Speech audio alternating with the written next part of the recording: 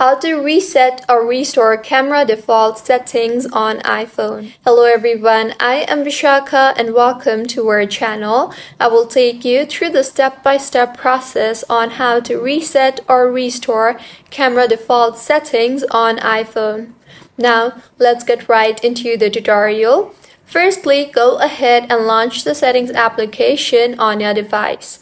Now, tap on General and scroll down and tap on Transfer or Reset iPhone, then on Reset and then on Reset All Settings. Enter your Face ID or passcode and reset all settings.